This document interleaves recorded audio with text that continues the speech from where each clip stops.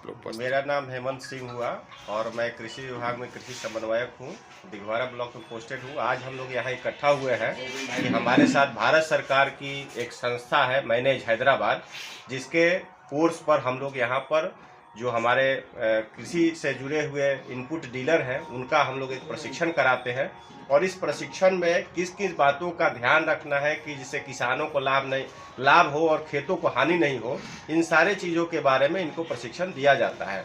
और इसी प्रशिक्षण के माध्यम से आज जो समाज में गलत खाद के प्रयोग से या कीटनाशक के प्रयोग से जो दुर्घटनाएं हो रही हैं उस पर कैसे रोकथाम किया जाए, उसके बारे में इनको विस्तार रूप से बताया जाता है कि जिससे आने वाले समय में हम जितना ज़्यादा हो सके जिंदगियों को बचा सके और स्वस्थ खाद और खाद्यान्न अपने जनता को उपलब्ध करा सके। किसानों के लिए किन किन खादों का उपयोग करना चाहिए, उनसे क्या लाभ हैं, इन लोगों को जो बताया गया उस पर क्या बताया जाए? आज का जो मुख्य विषय है वो जैविक खेती से संबंधित है और जैविक खेती का जो मुख्य अंग है केचुआ खाद।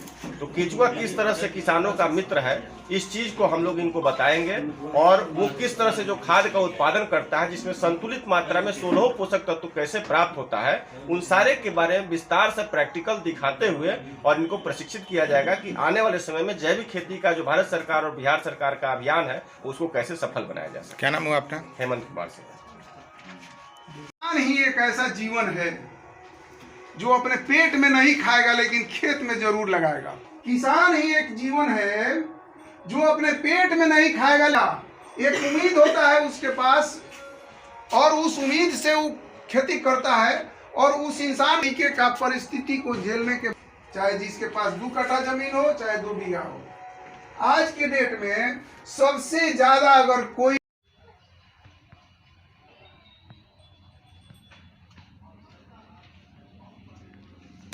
किसानों के लिए आप ये जैविक खाद उत्पादन का कार्य जो कर रहे हैं, इस पर सरकार क्या, आप लोग किसानों को क्या संदेश देना चाहते हैं? Thank you sir. सर मेरा नाम विजय किशोर चौरसिया हुआ। मैं 22 साल पान का खेती किया और 2012 से हम जैविक खाद का प्लांट लगाए। इस प्लांट को लगाने के पीछे मेरा ये थॉट बना कि गवर्नमेंट के तरफ से सब्सिडी दिया जा रहा है और किसानों को जागरूक किया जा रहा है इस बात के लिए कि जो गोबर हमारे जीवन के लिए, धरती के लिए, अन्न के लिए इतना उपयोगी है, उस गोबर को हम लोग दुरुपयोग कर रहे हैं। दुरुपयोग में ये हो रहा है कि जिसको खेत में डालने से 16 तत्व की ज़रूरत होती है फसल को और 16 तत्व गोबर में मौजूद है। उस गोबर का हम लोग घर में खाना बनाने में यूज करते हैं, चिपरी पात करके उसको जला करके नष्ट कर रहे हैं। लेकिन अगर किसी किसान के पास एक जानवर हो तो 5 बीघे खेती कर सकता है। कैसे?